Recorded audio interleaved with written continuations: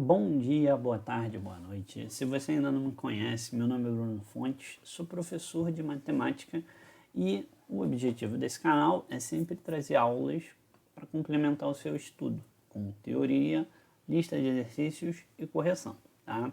Nessa playlist que eu vou formar aqui para a gente estudar para o vestibular, né?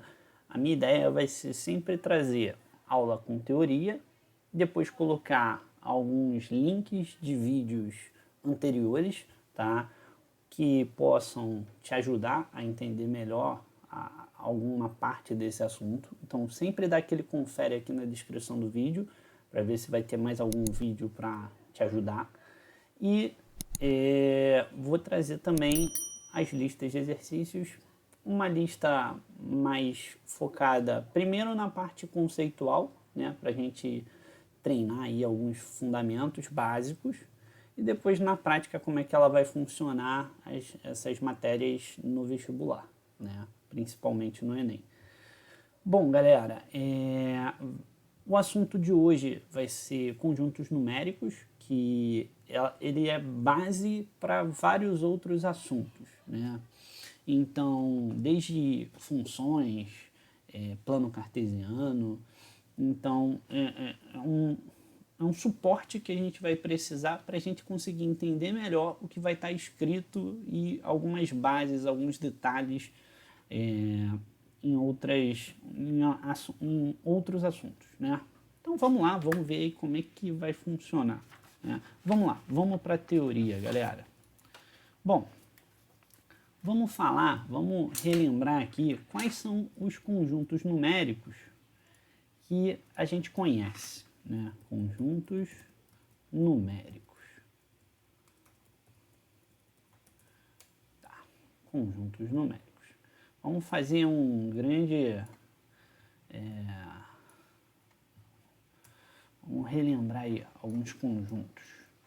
Primeiro, a gente vai falar dos conjuntos dos números naturais, tá?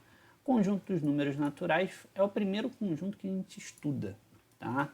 A gente representa ele com uma letra N, só que todo conjunto numérico a gente vai ter sempre uma barrinha para diferenciar o conjunto dos números, de alguns conjuntos numéricos, da letra normal, né? Então tem esse N, tem um N que a gente põe a barrinha aqui no meio, tá? Tanto faz. O importante é que os números naturais são os números 0, 1, 2, 3, 4 e continua, né? Ele é infinito quando você pensar conforme você vai indo para a direita desse conjunto, mas ele tem um início aqui que é o 0. Aí beleza, quando a gente estudou isso até o 6º ano, isso estava lindo, maravilhoso, só que a gente percebeu que a gente tinha algumas limitações, né? E aí a gente precisou expandir o nosso conhecimento e para isso a gente pediu ajuda para o conjunto dos números inteiros, tá?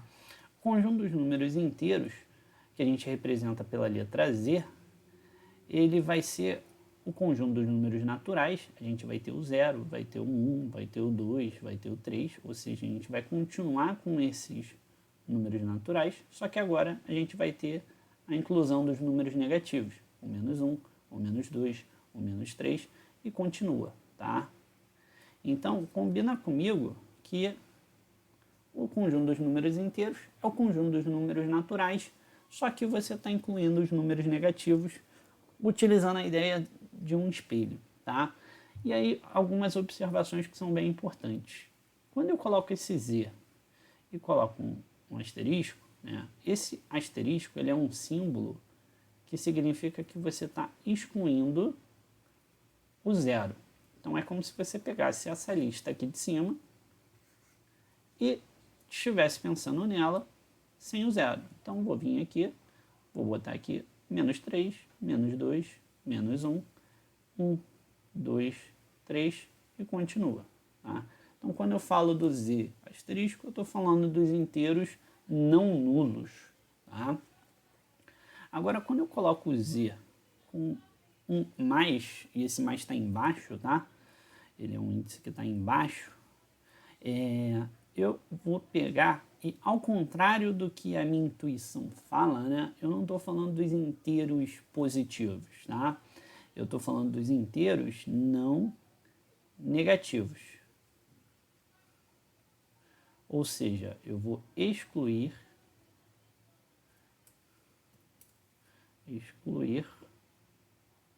os negativos. E aí, pessoal, não confunde, tá? Excluir os negativos, não sobra os positivos. Você está pegando aqui, excluindo aqui os negativos. E quando você faz isso, sobra o 0, o 1, o 2, o 3 e o continua, tá? Então, o z com mais, eu estou excluindo apenas os negativos. E se você está querendo falar dos positivos, você precisa excluir os negativos com 1 mais e você precisa excluir o 0 colocando um asterisco. Então, esse conjunto aqui, esse sim é o conjunto dos positivos, né? Que seria o 1, o 2, o 3, o 4 e continua. Tá? Agora, se você está pensando, né? Então, vou botar aqui, esse daqui são os positivos. Agora, se você colocar o z menos, agora sim você já está ligado. Você não vai falar que são os negativos, você vai dizer não positivos. Porque esse menos, ele está excluindo os positivos. E aí, se eu estou excluindo os positivos, significa que eu estou vindo aqui tirando essa galera aqui. Então, significa que eu estou com os infinitos negativos, né? Vem lá de baixo, aí vem menos 3, menos 2, menos 1 e para no 0. Beleza. E se eu quero falar só dos negativos, né? Se eu quero falar só dos negativos, eu preciso pegar os inteiros e excluir os positivos, colocando o sinalzinho de menos, e preciso excluir o 0. Agora sim, esse daqui vai ser o conjunto dos negativos. Então, vou vir aqui, botar menos 4, menos 3, menos 2, menos 1. Né? Não entra o 0. Então, beleza. Já relembramos dois conjuntos numéricos, né? Que são o conjunto dos números naturais e o conjunto dos números inteiros. Quais são os outros conjuntos que a gente precisa relembrar também? Tá? A gente tem o conjunto dos racionais. E aí, quando eu falo conjunto dos racionais, eu estou falando para você que racional você precisa pensar em fração, tá? E aí eu não vou conseguir listar esse conjunto dos números racionais, tá? Então, eu vou representar ele pela letra Q, né? Q de quociente, e ele vai ficar mais ou menos escrito assim, ó. Ele vai ser um número que vai estar nesse formato, A sobre B, sendo que o A ele é um número inteiro e o B ele vai ser um número inteiro, só que ele tem que ser diferente de 0, né? Lembra que eu estou excluindo o 0 com asterisco. E quando eu penso nos números racionais, eu estou falando de um número que pode ser, por exemplo, 6 meios, onde 6 dividido por 2, né? Toda vez que você pensar na fração, pensa que é uma divisão. Então, o 6 meios, que é o 6 dividido por 2, que dá 3. Ou seja, quando eu falo fração, eu estou falando também dos naturais. Quando eu falo a fração 7 meios, eu estou falando 7 dividido por 2. Eu estou falando 3,5. Eu estou falando dos decimais. Quando eu pego e coloco menos 6 dividido por 2, eu vou ter menos 3, ou seja, vai entrar os negativos aqui também, né? Então, os negativos também fazem parte dos números racionais. Quando eu pego 7 dividido por 9, quando eu fizer a conta aqui, 7 dividido por 9, vai dar 0,777, que é uma dízima periódica. ela também vai estar dentro do conjunto dos números racionais, tá? Vou deixar aqui para a gente fazer um parênteses sobre dízima periódica daqui a pouquinho, galera. Tá? Então, ó, no conjunto dos números racionais, a gente visualiza os naturais, a gente visualiza os decimais, a gente visualiza os inteiros e as dízimas periódicas. Tá? Quando eu digo decimais, né, é um decimal exato. Porque ele tem um valor exato em relação à dízima periódica. A dízima periódica não tem fim, né? Ela continua repetindo. Beleza, falamos dos conjuntos dos números racionais, né? A gente também conhece o conjunto dos irracionais. Tá? O conjunto dos irracionais vai ser um conjunto onde a gente vai ter números que não podem ser escritos na forma de fração, né? Que a gente não consegue. Quais são eles? Né? Tem o famoso π, que é aquele número que é aproximadamente 3,14. Tá? A gente tem o e, que ele é o epsilon, que é o 2,718. A gente vai falar aproximadamente. A gente vai falar um pouquinho melhor sobre ele quando a gente estiver falando de logaritmo. E algumas raízes, né? Mas quais raízes? As raízes que não têm um resultado exato, né? Raiz de 2, raiz de 3, raiz de 4 não, porque raiz de 4 vale 2, raiz de 5, e qualquer raiz que não tenha um resultado exato. Tá? E a gente também vai ter o conjunto dos reais, tá? Conjunto dos números reais. O conjunto dos reais vai ser o seguinte, eu vou chamar ele de R, e ele vai ser a união do conjunto dos racionais com o conjunto dos irracionais. Tá? Bom, pessoal, e aí qual vai ser a ideia? Né? Eu vou desenhar aqui para a gente ter uma visão legal da relação entre esses conjuntos. A gente vai ter um primeiro conjunto, que é a nossa base aqui, que é o conjunto dos naturais. Né? Dentro dos naturais, o que engloba os naturais e vai aumentando aqui vai ser o conjunto dos inteiros, que tem os naturais contido nele. Né? Depois a gente vai ter o conjunto dos racionais, que também está englobando. E fora desse conjunto dos racionais, né, que na verdade eu vou até representar assim, para ficar mais fácil da gente desenhar, vai ser o seguinte: separado do conjunto dos racionais, a gente tem os irracionais. Até porque, pensa comigo, ou você consegue escrever na forma de fração, ou você não consegue escrever na forma de fração. Então, de um lado aqui, que engloba os inteiros e os naturais, a gente tem os racionais, e aqui a gente vai ter os irracionais à parte, tá? Show, show, show. Bom, galerinha, e aí quero comentar com vocês agora um pouquinho sobre definindo um conjunto, tá?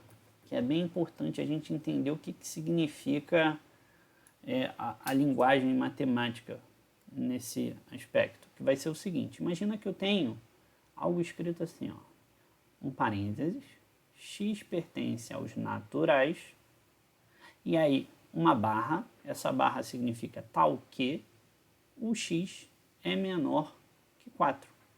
Eu estou definindo um conjunto para você usando linguagem matemática. Eu estou falando, eu quero os números naturais, tá? Só que tem uma condição, esse número tem que ser menor que 4. Aí você vai pensar, os números naturais, é o 0, 1, 2, 3, 4, 5, 6. Então, quando eu pego e penso nesses números e imponho essa condição, eu estou pegando e selecionando uma parte desse conjunto, que é o 0, o 1, o 2 e o 3. Tá? Então, pronto. Limitamos aqui o conjunto dos números naturais. Esse símbolo aqui significa menor. Agora, se eu pego e coloco x pertence aos naturais, tal que x ele vai ser menor ou igual, repara que esse símbolo aqui ele tem uma barrinha embaixo. Então, ele significa menor ou igual. Menor ou igual a 4, então quer dizer que agora eu vou pensar nos números que são menores, então 0, 1, 2, 3, e vou também pensar no número que é igual, que é 4. Tá? Então, beleza. Já percebemos a diferença entre o símbolo menor e o símbolo menor ou igual. Agora, se eu pego, escrevo x pertence a z, z são os inteiros, galera. Então, esse conjunto agora ele não tem limite nem na parte inferior, nem na parte superior. Então, quando eu escrevo x menor que 4, significa que eu estou botando um limite só na parte superior. Ou seja, eu sei que esse conjunto ele vai vir até o maior número antes do 4, no caso 3.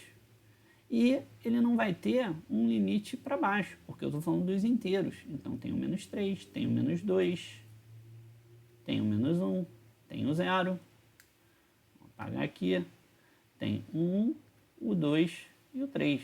Tá? Então, quando eu peguei e só botei limite na parte de cima, como é inteiro, não tem limite para baixo. E aí, eu posso pegar e falar assim, ó, x pertence aos inteiros, tal que... Agora, presta atenção que o x aqui, ele vai estar entre...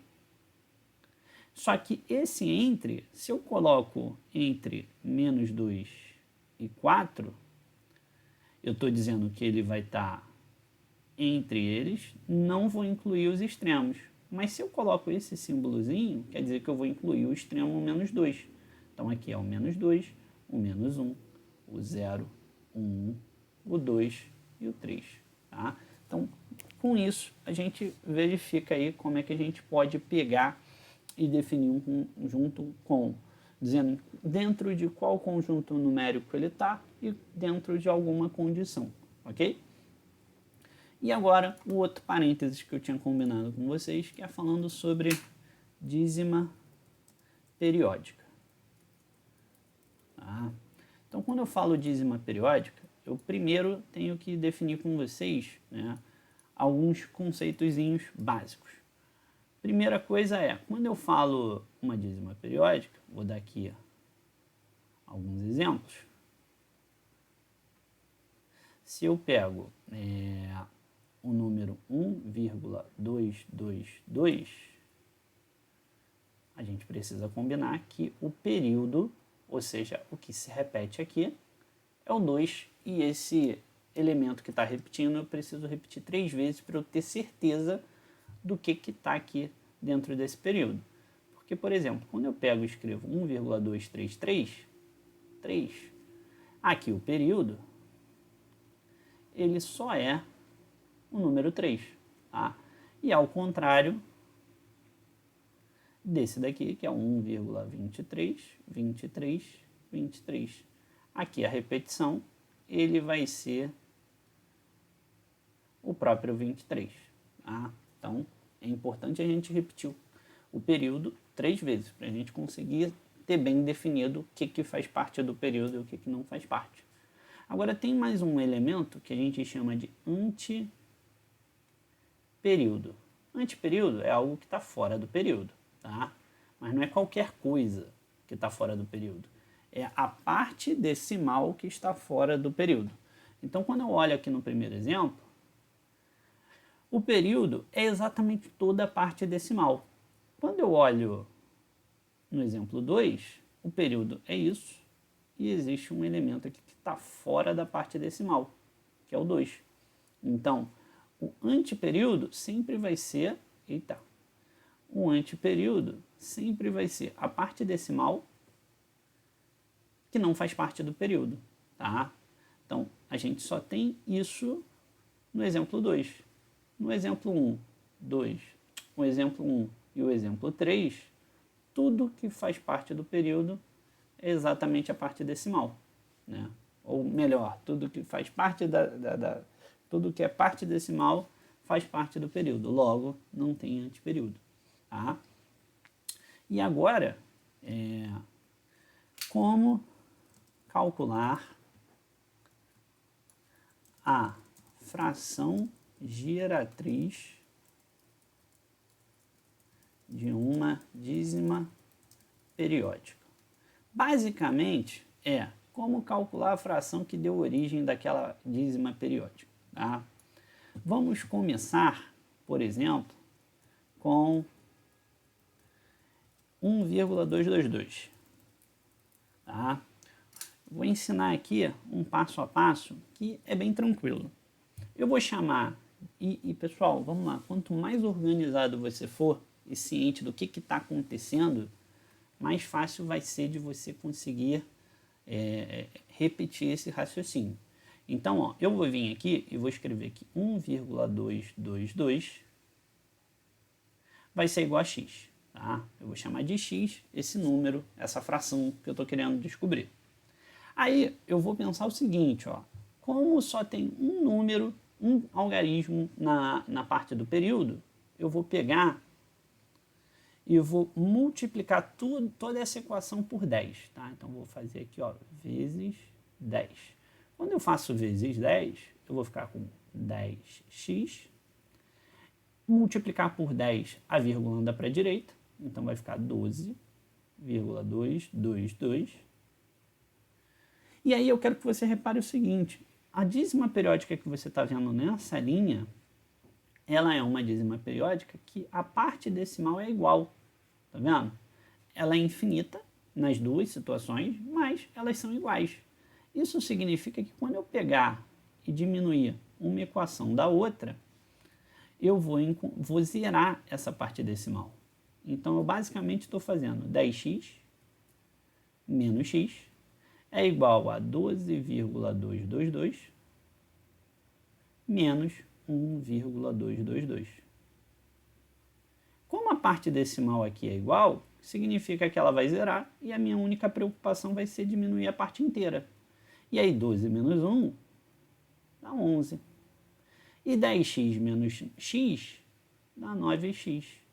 Esse x que está multiplicando eu passo dividindo, então vai ficar x é igual a 11 nonos. Então, a fração que me deu origem a essa dízima periódica vai ser 11 nonos. Se eu pegar 11 e dividir por 9, colocar na calculadora, vai dar 1,22222. Talvez, dependendo da sua calculadora, ele arredonde. Acho que não, né? Porque seria o último algarismo. Então, não, ele não vai aproximar.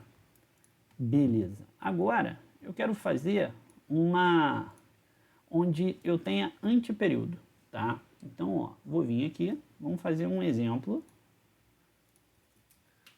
para encontrar a fração geratriz do número 1,2333. Ou melhor, vamos fazer o seguinte, vou botar 34, 34, 34. Pronto. Que aí eu tenho um antiperíodo, eu tenho dois algarismos no período. Vamos lá, situação mais chatinha. Só que vamos fazer com consciência. Pessoal, toda vez que tiver antiperíodo, tá? Eu vou vir aqui e vou chamar esse cara aqui de x. Tá? Primeiro passo é sempre chamar o cara, a dízima periódica de x. E aí, eu quero combinar com vocês que o meu objetivo era encontrar coisas que tinham dízimas periódicas que tinham a mesma parte decimal. E aí, o primeiro passo quando tem antiperíodo é tirar esse número da parte decimal, tá? Que ele está me atrapalhando. E aí, como é que eu vou fazer isso? Eu vou pegar e eu vou começar multiplicando por um número que eu consiga tirar esse antiperíodo. Como só tem um algarismo, eu vou pegar esse cara e vou multiplicar por 10. Então, quando eu pego e multiplico por 10, eu vou encontrar 10x é igual a 12,343434. Repara que só existe período, né, elementos do período dentro da parte decimal. Só que agora eu preciso de uma outra dízima periódica com o mesma parte decimal. E aí a gente tem um problema, porque se a gente multiplicar por 10, né, a vírgula vai vir para cá. Então, o período é 34, se multiplicar por 10, o período vai ficar 43, vai ficar diferente. Então, não vou multiplicar por 10. Eu vou vir aqui e vou multiplicar por 100, né? Porque eu quero andar com a vírgula 2 casas. Então, 10x vezes 100 vai ficar 1000x. Andou 2 casas, vai ficar 1234,34 e continua, né? Não botei mais aqui porque ficou apertado ali. Tá. E aí, agora que eu tenho dois números com a mesma parte decimal, eu posso subtrair. 1000x menos 10x vai dar 990x. A parte decimal é igual, então vai zerar. Aí eu tenho que fazer 1234 menos 12. Só vou diminuir a parte inteira. Então eu tenho 990x. 1234 menos 12 dá 1222. E aí, esse 990 que está multiplicando, eu vou passar dividindo. Vai ficar 1222 dividido por 990. Eu poderia até simplificar aqui essa fração, tá? Por números que são divisores comuns, tá? Mas não quero, meu objetivo aqui no momento é só encontrar a fração geratriz, beleza? Bom, pessoal, era isso que eu queria comentar com vocês na aula de hoje. Dá um confere para mim na descrição do vídeo, tá? Porque vai ter lista de exercícios que vai ser legal a gente treinar. Vou fazer a correção dessas listas de exercícios no próximo vídeo, no vídeo de correção, tá? E também vou deixar na descrição do vídeo alguns vídeos anteriores que eu fiz para outros segmentos que podem te ajudar a complementar ainda mais, né, o seu estudo. Então, dá um confere na descrição do vídeo que está ficando bem bacana. E o que eu posso pedir para você também, né, para ajudar esse canal a alcançar cada vez mais pessoas curte o vídeo para mim, se inscreve no canal, ativa o sininho, que assim a gente vai conseguir alcançar cada vez mais pessoas, ajudar mais pessoas. E o mais importante vai ser o seguinte: comenta, me diz, Bruno, gostei, Bruno, olha, tem como você complementar aqui essa parte aqui, e vamos juntos pegar e construir um material para que todo mundo possa estudar e aproveitar da melhor maneira possível, tá? Conto com a contribuição de vocês. Muito obrigado, um abraço e até a próxima. Valeu!